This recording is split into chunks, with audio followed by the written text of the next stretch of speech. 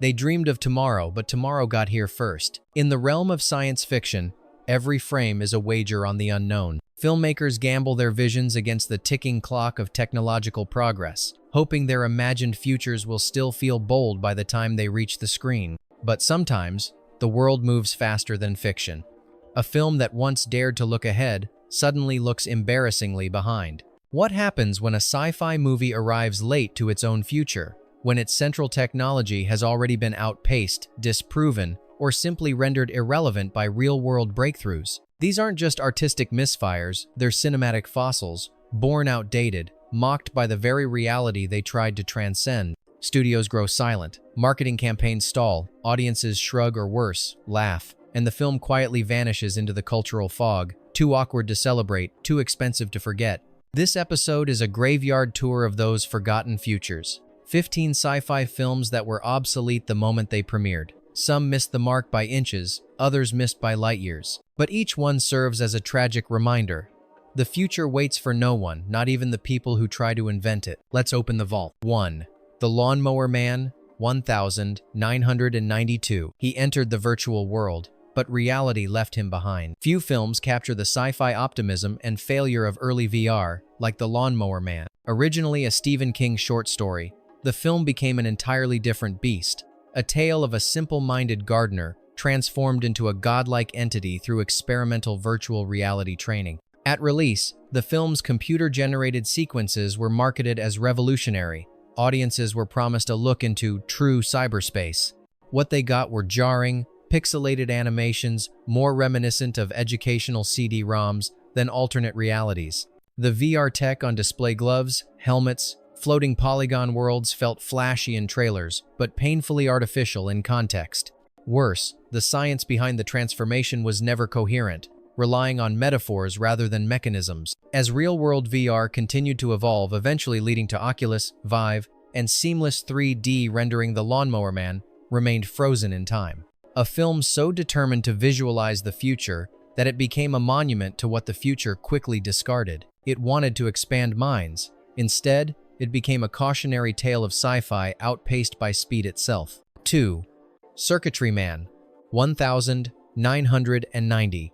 The future is toxic, but this movie's ideas were even more polluted. Set in a post-ecological collapse wasteland, Circuitry Man imagines a world where information is smuggled across state lines via human couriers with data ports in their heads. Sound familiar? It came 5 years before Johnny Mnemonic and still managed to look older. The film features low-lit sewers, plastic cables taped to skin, and a villain named Plughead who hacks people by jamming wires into their skulls. The tech aesthetic? Imagine Mad Max meets a Radio Shack clearance aisle. While it aimed for cyberpunk grit, it lacked both the budget and clarity to execute. In a time when real-world computing was sleekening, laptops were shrinking, GUIs were evolving, Circuitry Man clung to a vision of the future built entirely from exposed wiring and CRTs. It tried to be grunge futurism. Instead, it became a dead-end detour on the road to sci-fi relevance. 3. Evolver, 1995. He was built to play laser tag, then he started killing, but his tech was DOA. Evolver centers on a sentient, experimental gaming robot awarded to a teenager through a VR contest. The bot, initially programmed for laser tag, begins adapting its tactics, eventually escalating to real violence. The premise is classic mid-90 seconds paranoia, when games become too real. But the execution betrayed its ambition. Evolver itself looked like a recycled mall security unit, clunky, slow, and powered by visible pistons. Its AI operated through remote control logic and crude voice commands. By 1995, consumer robotics and game AI had already progressed past what the film considered futuristic, and while Evolver tried to explore themes of emergent behavior and unsupervised tech, it got buried under visuals that screamed early 90 seconds kid's toy. Its VR contest was based on pre-rendered graphics that paled in comparison to actual arcade games of the time. It wasn't scary, it wasn't believable, and worst of all, it was already behind. 4. Johnny Mnemonic, 1995. He carried 80 gigabytes in his brain. The world laughed and moved on.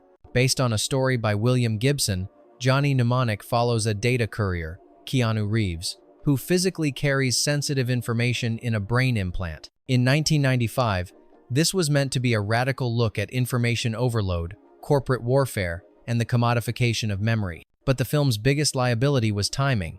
By its release, 80 gigabytes of data was already within reach for average users. The concept of carrying data in your head felt obsolete when USB sticks and hard drives were shrinking by the day. Visually, it relied on glitchy VR goggles, techno-tribal gangs, and data visualizations that resembled 3D mazes from outdated CD-ROM games. The future it predicted was cluttered, noisy, and slow. The irony? Johnny Mnemonic tried to visualize the weight of the digital world just as that world became lighter, faster, and more elegant. It wanted to be Neuromancer. It became a warning. Never bet on the future using last year's specs. 5. Fortress 1992. High-tech prison. Low-tech execution. Set in a dystopian future where families are restricted to one child, Fortress follows a couple imprisoned in a corporate-run underground facility after violating population laws. The prison is brutal, outfitted with intestinators that explode if inmates cross red lines, surveillance orbs, and biomonitors welded into flesh. On paper, the world building was sharp. In practice, it felt like budget cyberpunk, designed by people who hadn't seen how fast tech was moving. The prison's control room looked like an arcade, with blinking lights and comically large switches. The security systems, meant to feel invasive, looked like leftovers from a rejected RoboCop set. The dystopia was dark, but not ahead of its time. It was a collage of late, 80-second fears stretched into the wrong decade, and when real-world prisons began integrating biometric tracking and AI-enhanced surveillance, Fortress's fictional tech felt less like prophecy and more like retro fantasy. Its brutality survived, its relevance didn't.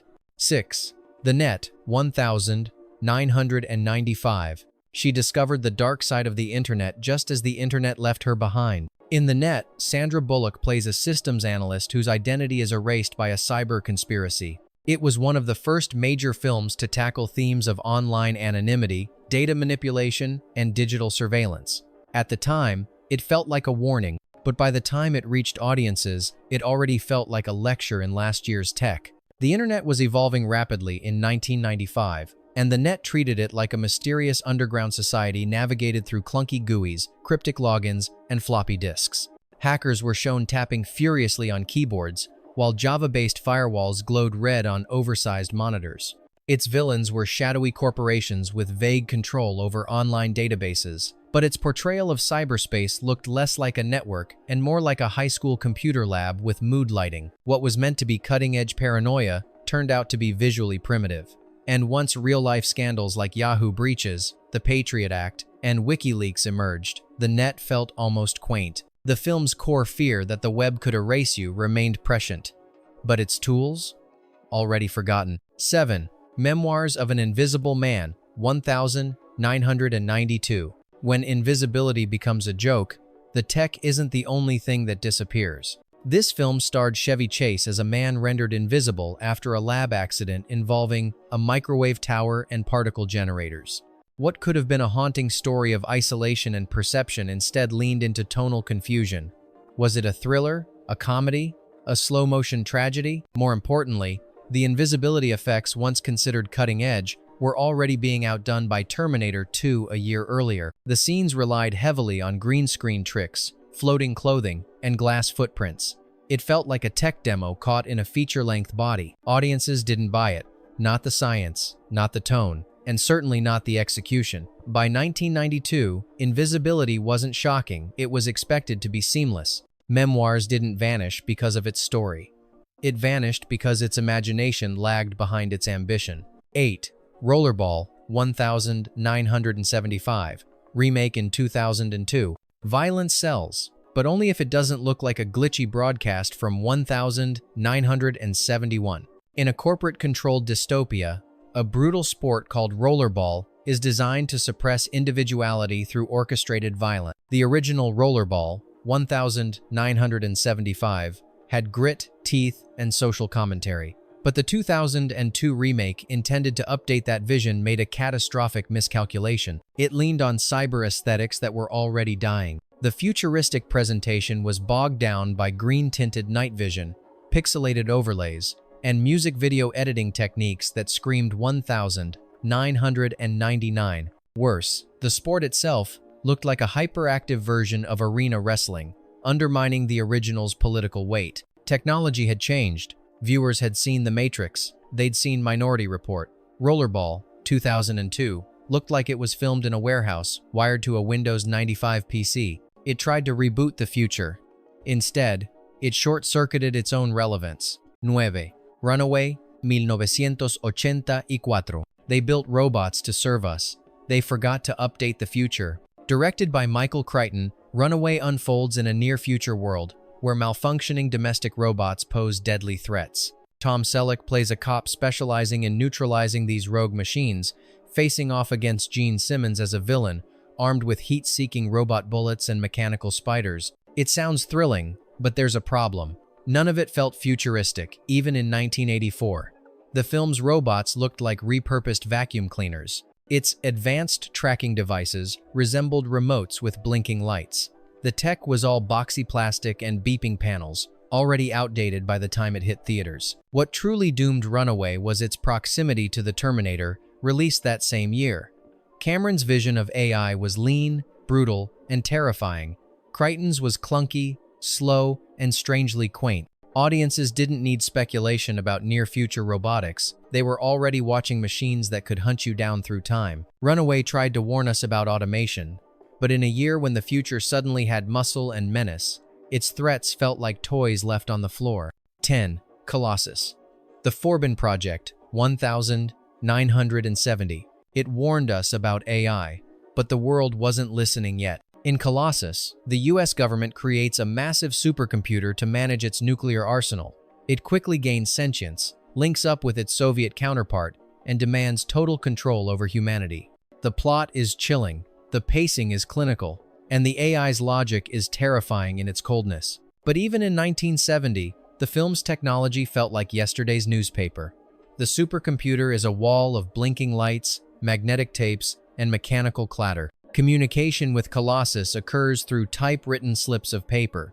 It's a dystopia bound by punch cards and cables. Ironically, the film's predictions about AI overlords have aged chillingly well, but its presentation hasn't. As personal computing took off in the following decade, Colossus looked less like a visionary menace and more like a mainframe stuck in bureaucratic hell. It guessed right, but it showed it wrong, and that visual disconnect ensured its warnings were ignored. 11. Looker, 1981. The future of advertising was here, just not the kind anyone believed in. Written and directed by Michael Crichton, Looker envisioned a media future where advertisers use lasers and computers to manipulate human perception, literally removing flaws from models, digitizing them, and deploying hypnotic light patterns to force consumer compliance. It sounds like prophetic sci-fi, and thematically, it was. But visually and technically, the film was undone by its execution. The digital scans involved spinning models on rotating platforms, while banks of flashing lights clicked rhythmically like a dentist's lamp. The computer graphics, barely above vector outlines. The tech lacked the sophistication that Tron would deliver just a year later. Even the hypnotic Looker gun, a weapon that freezes people with strobe flashes, felt cartoonish when compared to emerging research in behavioral psychology and subliminal messaging. Crichton may have been ahead of his time in concept, but the tools at his disposal lagged behind. The result? A film that foresaw digital manipulation, but couldn't convincingly portray it. Looker became a ghost of what it might have been, its ideas borrowed by sharper films, its body left behind. 12. Millennium 1989. They traveled through time to save humanity. But time didn't return the favor. Millennium follows time travelers from a polluted, post-apocalyptic Earth who abduct passengers from doomed flights moments before crashes, replacing them with identical corpses. Their mission? Preserve untainted human DNA for future survival. It's a grimly noble idea, one that hinges on elaborate analog tech, vapor trails, and handheld scanners blinking with red LEDs. But by 1989, the Cold War was ending, and environmental fears had shifted. More critically, the film's technology looked ancient even then. The time portals resembled glowing microwave doors. The control rooms were cluttered with knobs, CRT monitors, and tape spools devices already vanishing from modern labs. Worse, its time travel logic leaned on plastic time, a concept explained through a chalkboard and string, viewers weren't just unconvinced, they were bored. Back to the Future had made temporal paradox thrilling. Millennium made it feel like a VHS training video. When the future looks older than the present, no amount of narrative ambition can save you. 13. The Terminal Man, 1974. He was meant to be the first of a new breed. Instead, he became a relic before he arrived. Based on a novel by Michael Crichton, The Terminal Man told the story of a man implanted with a neural pacemaker designed to control violent seizures. When the system begins stimulating his brain beyond its limits, he spirals into a terrifying descent. The film leaned heavily on medical realism and mid-70 seconds computer theory, treating the brain like a programmable machine. But by the time the movie reached theaters, neuroscience had already moved beyond its reductionist view of consciousness. The idea that human behavior could be cleanly fixed through circuit logic was already under fire, and the film's portrayal of brain-computer interfacing via wall-sized processors and reel-to-reel data systems felt frozen in amber. Stylistically, the film was sterile, cold, almost clinical. That might have worked in its favor if its science hadn't already aged so poorly. Instead, it became a time capsule of early fears about cyborg identity, presented through hardware already being replaced in university labs. It tried to look forward. It ended up stuck in the past. 14 Freejack, 1992. In the future, the rich will steal your body. Too bad that future already looked old. Freejack envisioned the year 2009 as a dystopia where dying billionaires send mercenaries back in time to snatch healthy bodies. Mick Jagger. Yes, that Mick Jagger plays a bounty hunter chasing Emilio Estevez through a bleak urban hellscape filled with data jacks, blocky VR helmets, and floppy disk-styled hacking tools. Unfortunately for Freejack, 1992 was already flirting with the internet age. And by the real 2009, its tech assumptions looked laughable. The film's advanced visuals relied on CRT monitors, clunky interfaces, and car chases through decaying factories that looked more like 1980 than the future. Worse, its central premise that identity theft would be physical, not digital, missed the mark. The film's fear of corporate overreach might have been timely, but its tools of prediction were all wrong. What should have been thrilling sci-fi became accidental parody. Audiences passed, critics panned, and Freejack was left behind both narratively and technologically. 15. Saturn III 1980.